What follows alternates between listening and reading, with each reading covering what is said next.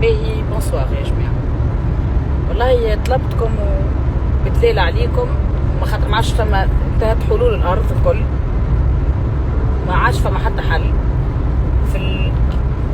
هي حالة بابا ما حبش تستقر. من آخر مرة قلت لكم راهي ما حبش تستقر، هي عمال تمشي وتزيد. كل يوم نحن عندنا أمل ومن بعد يعاود يطيح الأمل ومن بعد يعاود يطلع ومن بعد يعاود يطيح يعاود يطلع. الكام تاع نتاعو أنا ما نحبش معناها نطول عليكم برشا.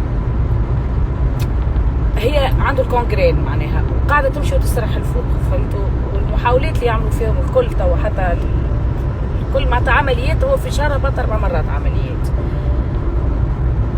وهي عمل كونكرين سرحة الفوق. وقعد كان حل واحد وصل فوق معدته والجرح ما يلحمش، السكر الجرح ما يلحمش والكونكرين قاعدة تسرح. الماكينة الوحيدة اللي موجودة في سبيطار الداخلية، السبيطار ميليتير. سامحني، سبيطار ميليتير، سامحوني.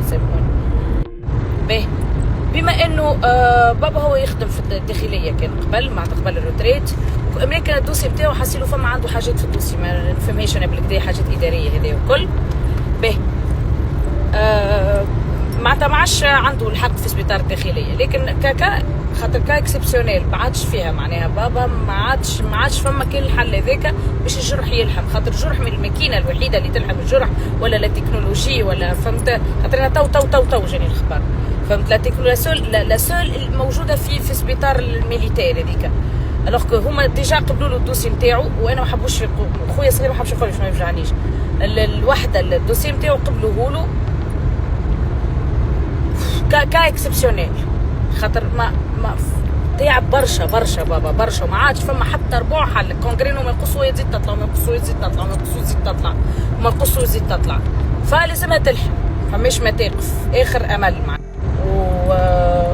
كاو. فلازم يمشي لسبيطار ميليتير ويقبلوا له الدوسي، على خاطر كما قلت لكم الحاله نتاعو حاله طارئه برشا وخطيره برشا، فقبلوا له الدوسي ولا اله الا الله سيدنا محمد. يا ربي ما عادش نحكي يا خالد. فوالا انا اللي مطلوب منكم انكم انتومنا الانفورماسيون كما هي نقول لكم فيها، لاني عارفه الكلام اللي نقول فيه يتقال في ستوريات ولا ما يتقالش، ولا ما يهمنيش انا يتقال ولا يتقالش، المهم نوصل المعلومه. تو معناتها نحب بابا في ساعه يدخل، خاطر بابا كاكسبسيونيل على الاخر في ساعه، خذ هو الامل الوحيد اللي قاعد معناتها هذه لازم يلحم الجرح. ما حبيتش تفك الكونكرين يقصوها، بديت من فوق ساقه شويه وعملت تسرح وتوا وصلت لفوق المعده معناها. كما انا اخر مره قلت لكم راهو الحاله كما هي معناتها مستقره في الخايب، مش مستقره في البين، مستقره في الخايب اللي ما حبش يشوفها معناها.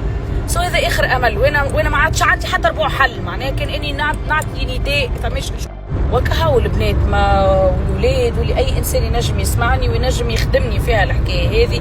بابا معناها لازم سبيطار ميليتير الوحيد اللي فيه الماكينه والتكنولوجيا هذيك، ولا يمكن ما تتقالش طبيا الكلمه هكا، ما نعرفش. ان شاء الله اللي نجم يعاوني هو باش يفهم كلامي ويفهم الحاله ويفهم انهي الماكينه والا التكنيك ولا اللي هو اللي انا نحكي عليه هو فاهم بالكدا. انا بدي مانيش فاهمه بالكدا. خويا تو قال لي في التليفون وهبلني، انا هبلت ما عادش نعرف نحكي.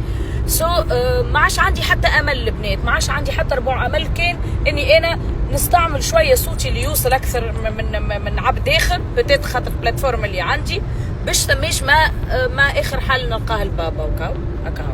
ان شاء الله ربي يجازيكم خير وربي يعطيكم ما تتمنوا. وهذه هي الحاله اللي انا فيها توا، ما عادش عندي حتى ربع حل الا اني فماش ما يوصل صوتي ونلقى حل. تبارك الله فيكم.